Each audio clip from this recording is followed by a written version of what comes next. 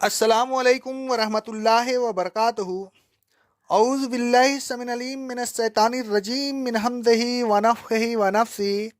سورہ بقرہ کی آیت نمبر 61 میں اللہ رب العالمین کا ارشاد گرامی ہے، اور اے بنی اسرائیل، وہ وقت یاد کرو جب تم نے کہا اے موسیٰ، ہم ہرگز ایک کھانے پر صبر نہیں کر سکتے، لہٰذا آپ ہمارے لیے اپنے رب سے دعا کریں کہ وہ ہمارے لیے وہ چیزیں پیدا کرے جو زمین سے اگتی ہیں، مثلا زمین سے اگنے والی سبزیاں و ترکاریاں، ککڑیاں، کھیرے، گیہوں، مسور اور پیاز وغیرہ۔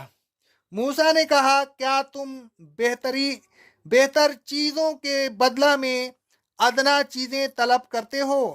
یہ تو بڑی بے وقوفی ہے، اور اگر تمہارا اسی پر اصرار ہے تو کسی شہر میں اترو، وہاں بے شک تمہیں وہ چیزیں مل جائیں گی جن کا تم نے سوال کیا ہے۔ مثال کے طور پر ارض مقدس پر حملہ کرو اور اس کے رہنے والوں کو شکست دے کر اور اس پر قبضہ کر لو، پھر وہاں اپنی پسندیدہ چیزیں خوب کھاؤ اور پیو۔ لیکن انہوں نے جنگ سے گریز کیا، ان پر ذلت اور محتاجی مسلط کر دی گئی اور اللہ کے غضب میں گرفتار ہو گئے۔ یہ اس لیے ہوا کہ وہ اللہ کی آیات کا انکار کرتے تھے، نبیوں کو ناحق قتل کرتے تھے، اور یہ اس لیے بھی ہوا کہ وہ بار بار نافرمانی اور ظلم و زیادتی کرتے تھے اور حدود شریعہ سے آگے بڑھ جایا کرتے تھے۔ بنی اسرائیل کو بے محنت من و سلوہ مل رہا تھا، لیکن انہوں نے اس کی قدر نہیں کی۔ موسیٰ علیہ السلام نے کہنے لگے، ہم ایک کھانا ہمیشہ نہیں کھا سکتے، آپ اپنے رب سے دعا کریں کہ وہ ہمارے لیے زمین سے اگنے والی چیزیں پیدا کرے۔ موسیٰ علیہ السلام نے کہا، کیا اتنی بہترین غذا کے بدلے ایسی گھٹیا غذا طلب کرتے ہو؟ اور اگر تمہیں یہی منظور ہے تو کسی شہر میں منتقل ہو جاؤ، وہاں تمہیں تمہارے مطلوبہ چیزیں مل جائیں گی۔ وہ ارض مقدس جو اللہ تعالیٰ نے تمہارے لیے مقرر کر دی ہے، اس پر حملہ کرو، اسے کافروں سے چھین لو۔ اللہ رب العالمین فرماتا ہے سورہ المائدہ کی آیت نمبر 21 میں، موسیٰ علیہ السلام نے اپنی قوم سے کہا، اے میری قوم، تم ارض مقدس میں فاتحانہ داخل ہو جاؤ۔ یہ ارض مقدس اللہ تعالیٰ نے تمہارے لیے لکھ دی ہے، یہ تمہیں یقیناً مل جائے گی، لیکن شرط یہ ہے کہ اگر دشمن ان سے مقابلہ کی نوعیت آئے تو پیٹھ نہ پھیرنا، ورنہ نقصان اٹھاؤ گے۔ بنی اسرائیل نے بزدلی دکھائی اور اس بستی میں لڑ کر فاتحانہ داخل ہونے سے انکار کر دیا۔ اللہ رب العالمین فرماتا ہے سورہ مائدہ کی آیت نمبر 22 میں، بنی اسرائیل کہنے لگے، اے موسیٰ، اس میں تو بڑے زبردست لوگ ہیں، ہم ہرگز اس میں داخل نہ ہوں گے جب تک وہ اس میں سے نکل نہ جائیں، اگر وہ نکل جائیں گے تو ہم داخل ہو جائیں گے۔ بنی اسرائیل کی بزدلی اور جہاد سے پہلو تہی کی وجہ سے ارض مقدس کی فتح 40 سال کے لیے مؤخذ کر دی گئی۔ اس عرصہ میں بنی اسرائیل اسی طرح اس بے آب و گیاہ میدان میں زندگی بسر کرتے اور ادھر ادھر مارے مارے پھرتے رہے۔ اللہ تعالیٰ فرماتا ہے سورہ مائدہ کی آیت نمبر 26 میں، اب اس ارض مقدس سے ان کو 40 سال تک کے لیے محروم کر دیا گیا، اب یہ وہاں نہیں جا سکیں گے، اسی سرزمین میں سرگرداں پھرتے رہیں گے۔ تو اے موسیٰ، آپ ان فاسق لوگوں کے معاملہ میں کسی قسم کا افسوس نہ کریں۔ بنی اسرائیل کی بزدلی، تن آسانی اور قربانیوں سے گریز کی وجہ سے ان پر ذلت اور افلاس کو مسلط کر دیا گیا۔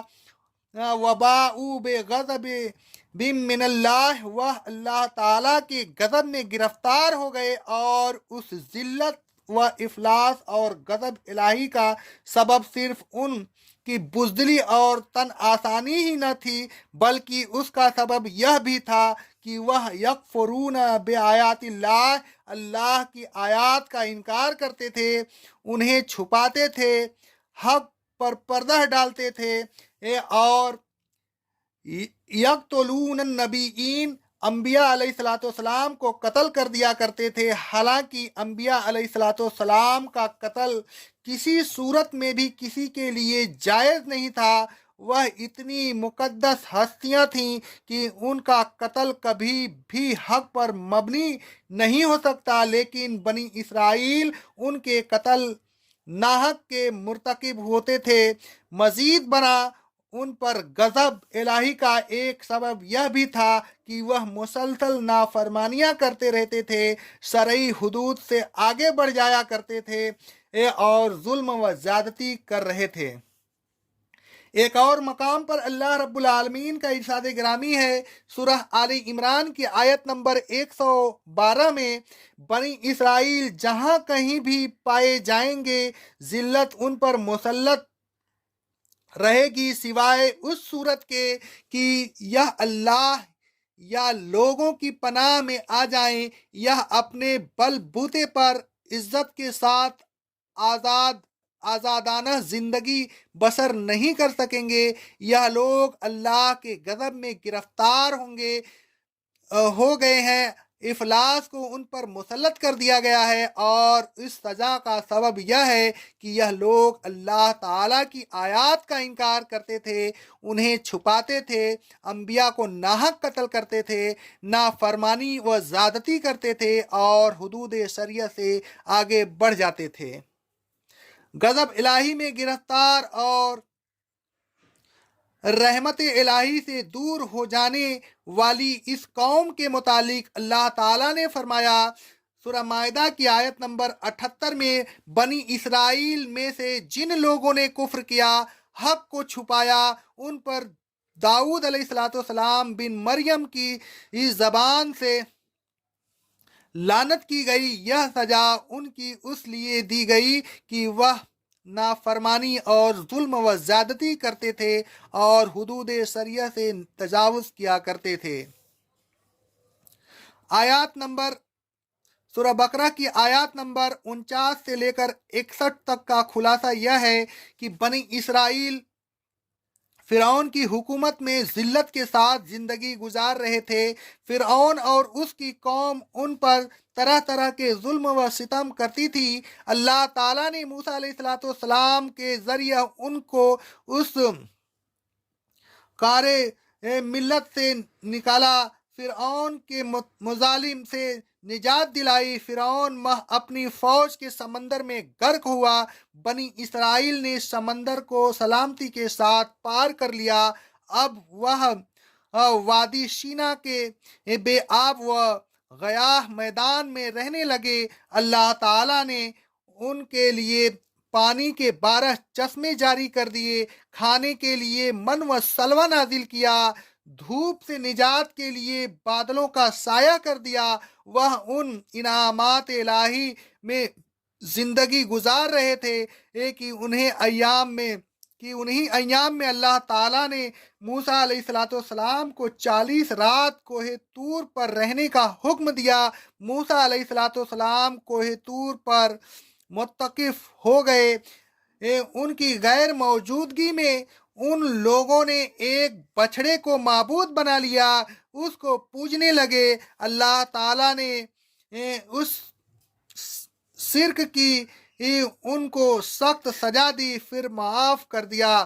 بنی اسرائیل کی ہدایت کے لیے اللہ تعالیٰ نے اس 40 رات کے عرصہ میں کسی وقت موسیٰ علیہ السلام کو کتاب، ہدایت اور حق و باطل میں تمیز کرنے والی چیز عطا فرمائی۔ نزول کتاب کے کچھ عرصہ بعد بنی اسرائیل نے کہا، ہم جب تک اللہ تعالیٰ کو اعلانیہ نہ دیکھ لیں ایمان نہیں لائیں گے۔ इस गुस्ताखाना मुतालबा पर और उन पर बिजली गिरी और वह सब मर गए। अल्लाह ताला ने उन पर फिर एहसान किया और मूसा अलैहिस्सलाम की दुआ से उन सब को वो दोबारा जिंदा कर दिया। कुछ अरसे के बाद बनी इसराइल ने कहा, हम एक खाना हमेशा नहीं खा सकते, हमें जमीन से उगने वाली चीजें मिलनी चाहिए। हुक्म मिला कि अर्ज़ मुक़द्दस को फतह कर लो, उसमें फातिहाना दाखिल हो जाओ, वहां तुम्हारे मतलूबा चीजें तुम्हें मिल जाएंगी। बनी इसराइल ने जंग करने से इनकार कर दिया। उसकी सजा में वह 40 साल तक इधर उधर जमीन में सरगर्दा फिरते रहे। 40 साल बाद बनी इसराइल ने अर्ज़ मुक़द्दस को फतह किया। अल्लाह ताला ने हुक्म दिया था कि शहर में जब दाखिल हों तो सजदा करते हुए और इस्तगफार पढ़ते हुए दाखिल हों। उन्होंने अल्लाह के हुक्म का मजाक उड़ाया और बड़ी सरकशी के साथ नाफरमानी की। उनकी इस किस्म की नाफरमानियां बराबर जारी रहीं, जुल्म व ज्यादती करते रहे, हत्या की उन्होंने बहुत से नबियों को कत्ल कर दिया, आयात इलाही का इनकार किया, हक को छुपाते रहे। अल्लाह ताला ने उन पर लानत की, गजब इलाही में गिरफ्तार हुए, जिल्लत और इफलास को उन पर मुसल्लत कर दिया गया। ऐ लोगों, बनी इसराइल की नकल न कीजिए, आयात का इनकार न कीजिए, हक को न छुपाइए, हक को तस्लीम कीजिए और बरमला उसका ऐलान कीजिए। अल्लाह ताला की नेमतों को याद करते रहा कीजिए, उनका शुक्र अदा करते रहिए और उनका शुक्र और असल यह है कि अल्लाह ताला की ना फरमाबरदारी करते रहिए। अल्लाह ताला और उसके रसूल सल्लल्लाहु अलैहि वसल्लम की नाफरमानी न कीजिए। मौजूदा जमाना गवाह है कि जिन लोगों ने बनी इसराइल की नक्काली की, अल्लाह ताला की नेमतों का हक अदा नहीं किया, हक का इनकार किया, हक को छुपाया, अल्लाह ताला की नाफरमानी में जिंदगी गुजारने लगे और अल्लाह ताला की मखलूक पर जुल्म व ज़्यादती करने लगे, अल्लाह ताला ने उनको जलील व ख्वार कर दिया और उन लोगों को के जरिए जलील व ख्वार किया जो पहले से मगजूब व मलऊन चले आ रहे हैं।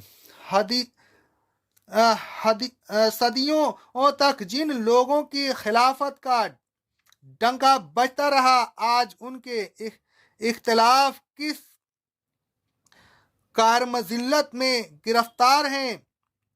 न उनकी आज़ाद हुकूमत बाकी रही और न शौकत व हसमत व दुनिया की हर ताकतवर हुकूमत उनको हड़प करने के लिए तैयार है। ऐ लोगों, इबरत हासिल कीजिए और अब भी अपने खालिक की नाफरमानी से बाज आ जाइए। अक़ौलु क़ौली हाज़ा, अस्तग़फ़िरुल्लाह अस्तग़फ़िरुल्लाह अस्तग़फ़िरुल्लाह।